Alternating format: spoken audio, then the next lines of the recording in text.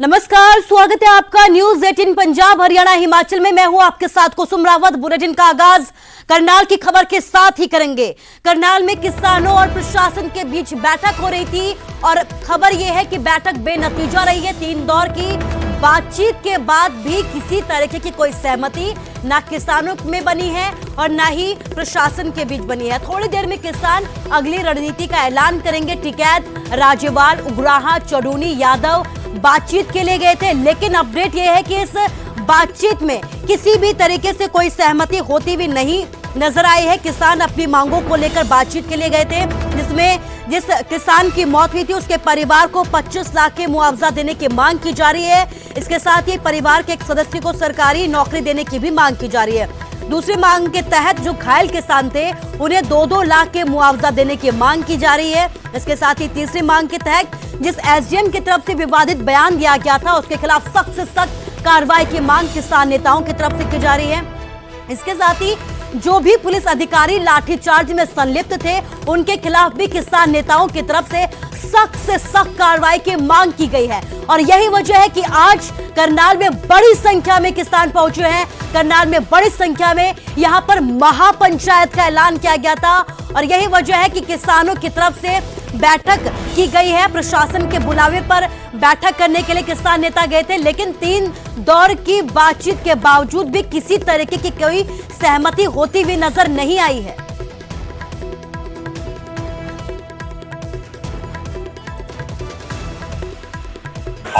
ये गिरा भी तो है और क्या है। कितने दौर की वार्ता चली? वार्ता तो 2-3 बार गई। अंदर पूछने जाते हैं ये, और जो आदमी अंदर पूछने जाता होगा सरकार से, हमने कहा उसका सस्पेंशन कर दो, उसको सस्पेंड करो और आगे जो उसकी इंक्वायरी है वो चलती रहेगी। में हजारों किसान है, अगर वो वहाँ से बैरिकेड तोड़ के जिला सचिवालय आएंगे तो सेना यहाँ भी तैनात है। आमने हाँ तो हो जान दो भाई, जो कुछ होगा वो क्या इलाज हो सकता है।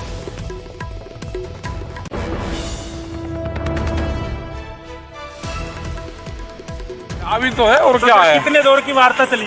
वार्ता तो 2-3 बार गई। अंदर पूछने जाते हैं ये, और जो आदमी अंदर पूछने जाता होगा सरकार से, हमने कहा उसका सस्पेंशन कर दो, उसको सस्पेंड करो और आगे जो उसकी इंक्वायरी है वो चलती रहेगी। में हजारों किसान है, अगर वो वहाँ से बैरिकेड तोड़ के जिला सचिवालय आएंगे तो सेना यहाँ भी तैनात है। आमने हाँ तो हो जान दो भाई, जो कुछ होगा वो क्या इलाज।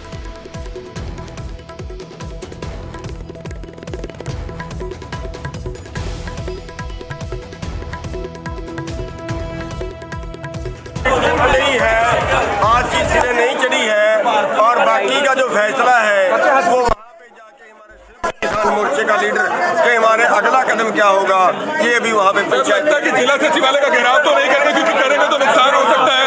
अभी सरकार ने, प्रशासन ने कोई बात नहीं मानी और बातचीत टूट गई है। अभी वहीं पे मंडी में जाके सारे जो मोर्चे के नेता है वो फैसला एक बात भी नहीं मानी।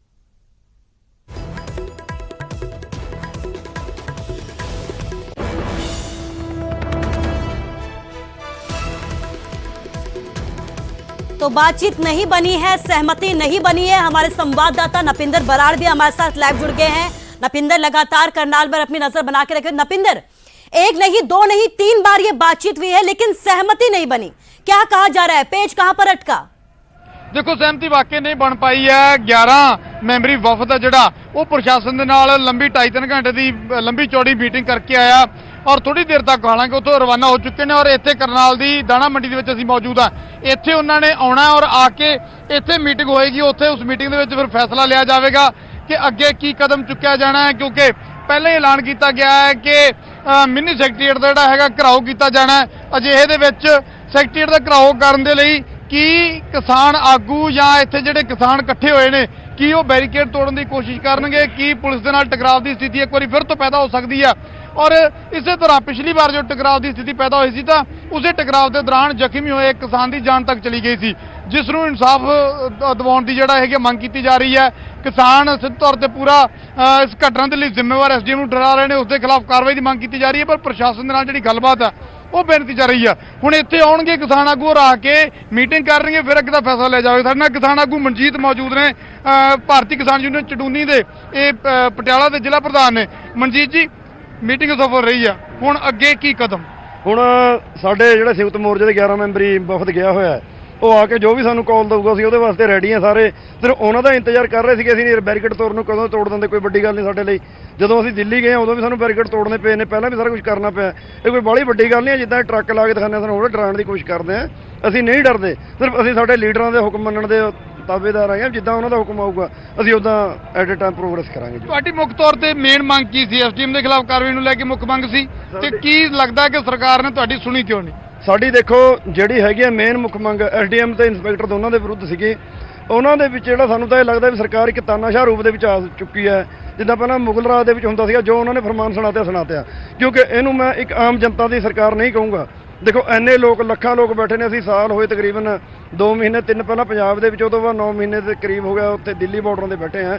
ਅਦਰਵਾਈਜ਼ ਉਹ ਆਮ ਪਬਲਿਕ ਦੀ ਸਰਕਾਰ ਹੁੰਦੀ ਤਾਂ ਉਹ ਕੁਛ ਨਾ ਕੁਛ ਫੈਸਲਾ ਹੁਣ ਤੱਕ ਕਰ ਸਕਦੇ ਸੀਗੇ, ਪਰ ਉਹ ਕਾਰਪੋਰੇਟ ਪਰਿਵਾਰਾਂ ਦੀ ਸਰਕਾਰ ਹੈ ਜਿਹੜੇ ਉਹਨਾਂ ਦੇ ਪਿੱਛੇ। ਪਰ ਮਨਜੀਤ ਜੀ, ਐਸੀ ਸਥਿਤੀ ਪੈਦਾ ਹੋ ਗਈ, ਤੁਸੀਂ ਕਹਿ ਰਹੇ ਹੋ ਕਿ ਬੈਰੀਕੇਡ ਤੋੜਨੇ ਪੈ ਸਕਦੇ ਆ। ਅਗਰ ਐਸੀ ਸਥਿਤੀ ਫਿਰ ਤੋਂ ਪੈਦਾ ਹੋ ਗਈ, ਜਿਵੇਂ ਪਿਛਲੀ ਵਾਰ ਹੋਇਆ ਸੀ, ਟਕਰਾਅ ਦੀ ਸਥਿਤੀ ਪੈਦਾ ਹੋ ਗਈ, ਤਾਂ ਫਿਰ ਤੋਂ ਨੁਕਸਾਨ ਦਾ ਖਦਸ਼ਾ ਹੈ। ਜਿਸ ਤਰ੍ਹਾਂ ਜੇ ਪੁਲਿਸ ਔਰ ਤੁਹਾਡੇ ਕਿਸਾਨ ਆਪਸ ਵਿੱਚ ਆਮੋ ਸਾਹਮਣੇ ਹੁੰਦੇ ਆ, ਤਾਂ ਫਿਰ ਤੋਂ ਉਹੀ ਸਥਿਤੀ ਬਣਨ ਦਾ ਖਦਸ਼ਾ। ਤਾਂ ਇਸ ਸਥਿਤੀ ਨੂੰ, ਉਸ ਹਾਲਾਤ ਤੋਂ ਬਚਾਉਣ ਦੇ ਲਈ ਕਿਵੇਂ ਕਰੋਗੇ? ਇਹਦੇ ਜ਼ਿੰਮੇਵਾਰ ਸਾਰਾ ਪ੍ਰਸ਼ਾਸਨ ਹੈ ਜੀ, ਸਰਕਾਰ ਜ਼ਿੰਮੇਵਾਰ। ਅਸੀਂ ਦੇਖੋ ਪਹਿਲਾਂ 6 ਤਰੀਕ ਤੋਂ ਉਹਨਾਂ ਨੂੰ ਟਾਈਮ ਦੇ ਕੇ ਰੱਖਿਆ, ਉਹ ਤੋਂ ਬਾਅਦ ਹੁਣ ਵੀ ਉਹਨਾਂ ਨੂੰ ਅੱਜ ਸਵੇਰ ਦੀ ਮੀਟਿੰਗਾਂ ਚੱਲ ਰਹੀਆਂ ਨੇ। ਜਦੋਂ ਆਪ ਹੀ ਕੁਝ ਨਤੀਜਾ ਨਹੀਂ ਲੈਣਾ ਚਾਹੋ ਜਾਂ ਆਪੇ ਟਕਰਾਅ ਪੈਦਾ ਕਰਨਾ ਚਾਹੁੰਦੇ ਹੋ, ਉਹ 'ਚ ਸਾਡਾ ਕੋਈ ਕਸੂਰ ਨਹੀਂ। ਅਸੀਂ ਇਹ ਸ਼ਾਂਤਮਈ ਚੱਲਣਾ ਚਾਹੁੰਦੇ, ਪਰ ਉਹ ਸਾਨੂੰ ਨਹੀਂ ਰਹਿਣ ਦੇਣਾ ਚਾਹੁੰਦੇ ਸ਼ਾਂਤਮਈ।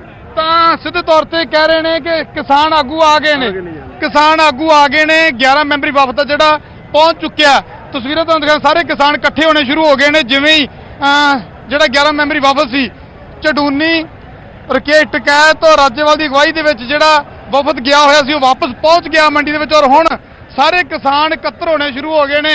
ਸਾਫ਼ ਤੌਰ ਤੇ ਜਿਸ ਤਰ੍ਹਾਂ ਕਿਸਾਨ ਆਗੂ ਮਨਜੀਤ ਸਿੰਘ ਨੇ ਕਿਹਾ ਕਿ ਜੋ ਵੀ ਹੋਏਗਾ ਦੇਖਿਆ ਜਾਏਗਾ, ਔਰ ਅਗਰ ਬੈਰੀਕੇਡ ਤੋੜਨੇ ਪਏ ਤਾਂ ਤੋੜਾਂਗੇ। ਇਸ ਤਰ੍ਹਾਂ ਦਾ ਐਲਾਨ ਪਹਿਲਾਂ ਹੀ ਇੱਥੇ ਕਿਸਾਨ ਆਗੂ ਕਰ ਰਹੇ ਨੇ। ਔਰ ਆਖਰੀ ਫੈਸਲਾ ਜਿਹੜਾ ਉਹ ਇਸ 11 ਮੈਂਬਰੀ ਵਫਦ ਨੇ ਕਰਨਾ ਹੈ। ਤਸਵੀਰਾਂ ਤੁਹਾਨੂੰ ਦਿਖਾ ਦਿੰਦੇ ਆ ਕਿ ਕਿਸਾਨ ਆਗੂਆਂ ਦਾ ਵਫਦ ਆ ਜਿਹੜਾ ਉਹ ਵਾਪਸ ਪਹੁੰਚ ਗਿਆ ਨਵੀਂ ਦਾਣਾ ਮੰਡੀ ਕਰਨਾਲ ਦੀ ਦੇ ਵਿੱਚ।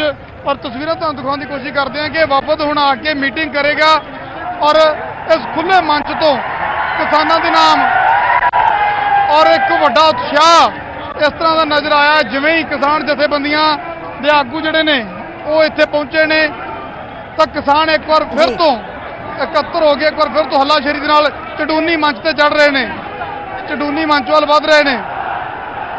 ਔਰ ਹੁਣ ਕੀ ਫੈਸਲਾ ਸੁਣਾਉਂਦੇ ਨੇ ਇਸ ਤੇ ਨਜ਼ਰ ਬਣੀ ਹੋਈ ਹੈ। ਔਰ ਇਹ ਫੈਸਲਾ ਨਿਰਭਰ ਕਰੇਗਾ ਕਿ ਆਉਣ ਵਾਲੇ ਕੁਝ ਸਮੇਂ ਦੇ ਵਿੱਚ करनाल की स्थिति की होगी, क्योंकि नपिंदर क्या ये जानकारी मिल पाई है कि किन किन मांगों पर सहमति बनी थी और कहां पर पेच अटका, कौन सी वो मांगे थी जो प्रशासन की तरफ से मानी गई और कौन सी वो मांगे थी जो प्रशासन की तरफ से नहीं मानी गई? क्या इस तरह की कोई जानकारी?